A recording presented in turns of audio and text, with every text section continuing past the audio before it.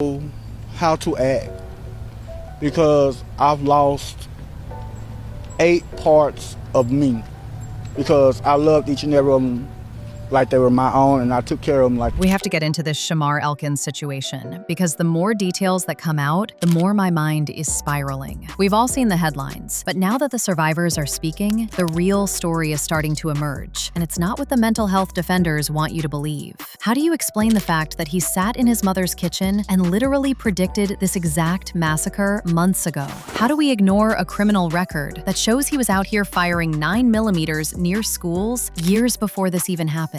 And how is it a breakdown when you wait until the night before the divorce papers are signed to settle the score? Baby, let's just break down what they've said and how the lone survivor of the situation is exposing what really happened and about how it all started. Okay guys, what I'm trying to bring to your attention is that according to his adoptive mother, Betty Walker, Shamar didn't just snap. He literally laid out the blueprint for this right in her kitchen. And she said that he had told his wife flat out, "If you try to leave me, I'll unalive you, the kids, and myself." And when she checked him on it, he pulled the classic, "I'm just playing" card. So this really makes a lot of people wonder, was this really a mental issue? Or did this man know exactly what he was doing? Think about it. While he was out here cheating and reportedly seeing hookers, his wife finally reached her limit and filed for divorce. And the court date was literally the next day. Now, instead of facing the consequences of his own actions, he chose to follow through on the exact threat he'd made. And he didn't just take out the kids, he hunted them. I mean, if you ask a lot of people, they will tell you that this wasn't a mystery or a cry for help that went unheard. This was a man who told everyone exactly who he was, and instead of being taken seriously, his warnings were brushed off as just talk. This man literally said, "If I can't have you, nobody can," and went ahead to do exactly what he had said he would do. Yes, the facts are there. Shamar was at the VA hospital recently, and his adoptive mother, Betty Walker, confirmed he even tried to take unalive himself back in February. And on paper, that looks like a man spiraling into a classic crisis. But then you have to ask, was the hospital stay a genuine attempt to get better? Or was it just a temporary pit stop in a much longer, more sinister plan? If this were just about a breakdown, would he have been able to wait for the specific moment his wife filed for divorce? Would he have been able to vocalize that exact threat in the kitchen months prior? Was he truly sick? Or was the mental health history just a convenient backdrop for a man who had decided long ago that if he was going down, he was taking everyone with him? And this is where it gets even more interesting. It turns out Shamar Elkins was a walking red flag for years. And we're not just talking about minor slip-ups. He had a criminal history, yet he never spent a single day behind bars. See, back in 2019, he was hit with 2 felonies: illegal use and carrying a firearm in a school zone. He allegedly even got into a fight with another driver, pulled out a 9mm, and fired 5 rounds, with one bullet landing right near a high school while students were there. But instead of throwing the book at him, the system did what it so often does. It cut him a deal. They dropped the charge, let him plead guilty to a lesser charge, and gave him a measly 18 months of probation and a small monthly fee. And guess what? Before that, in 2015, he was already on the radar for a DUI, which also just resulted in probation. So for an entire decade, he was out here being reckless and dangerous, and every single time the courts gave him an easy out. Basically, people are saying we should look at this case exactly as it is. This wasn't some sudden break from reality. It was a clear, documented pattern of him having a total disregard for life. His criminal history shows he wasn't afraid of the power he held, and while most people have a natural hesitation to use lethal force, his history shows he was comfortable using it to settle even the smallest disputes. Honestly, to a lot of people, given everything we now know, there is absolutely no excuse for what Shamar did. None. Zero. We can talk about his demons or his mental health until we're blue in the face. But when a man literally sits in a kitchen and tells his mom his entire plan like it's a movie script, that's not a snap, that's a promise. There is no justification for acting like a literal monster just because you're losing control of your wife or your perfect image. From where most people are standing, he knew the difference between right and wrong. He just didn't care. Because sitting there and waiting for that court date deadline to spiral feels a lot more like a choice than a breakdown, doesn't it? Anywho,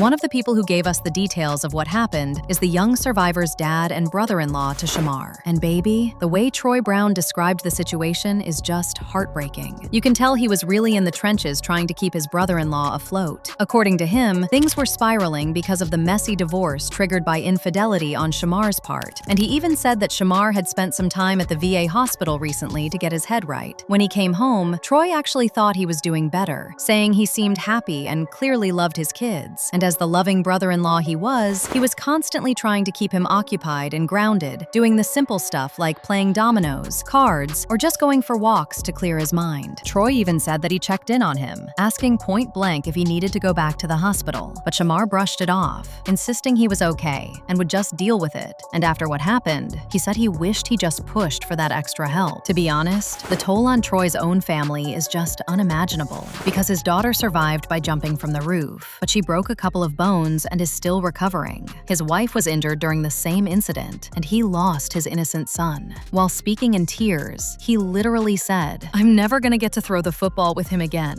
I've lost 8 parts of me because I loved each and every of them like they were my own, and I took care of them like they were my own." Sad, guys. Really sad. The other person who survived the incident is Christina Snow, the girlfriend of Shamar Elkins, who is reported to be still hospitalized after she was hit in the face by him. However, according to her cousin, Christina can speak but suffers from memory issues, sometimes forgetting her kids have passed away and thinking she needs to prepare them for school. Can you imagine that cycle of grief? Waking up in a hospital bed, your mind trying to protect you with those everyday motherly instincts, only to have to be told over and over again that your world was erased. Her life will never be the same, not just because of the physical scars, but because she's trapped in this loop of losing her world every time her memory clears. Jeez. And the wife? Can you even imagine the weight she is carrying? She is the one who took the step to choose herself and her kids. She filed those divorce papers. She reached out for help. She was trying to build a safe future. And for that one act of bravery, for trying to leave a man who had already threatened her, she had to witness the absolute unthinkable. She's probably playing back every moment, wondering what if she had stayed, or what if she had left sooner. And we can't forget the 12-year-old who survived. She didn't just escape. She had to jump off a roof to save her own life, and saw things no adult should ever see. Now, she has to carry the memory of that night, the physical scars from the fall, and the weight of being the one who made it out while her cousins and brother didn't. Her childhood has literally been stolen from her, because survivor's guilt is also a thing, y'all. Sadly, all these survivors literally cannot believe they had to live through that ordeal, and every time they talk about it, my heart breaks. Look, at the end of the day, what people are saying is that when a man tells you exactly how he's going to destroy your world, believe him the first time. We can talk about the hospital, the system, and mental health all day long, but at the end of the day, Shamar Elkins was a man with a plan, and a history of choosing the low road whenever things didn't go his way. The real tragedy is that 8 innocent babies paid the price for a man's ego, and a system that kept giving him one more chance he never deserved. It may sound harsh, but you let me know what your thoughts are in the comments section below.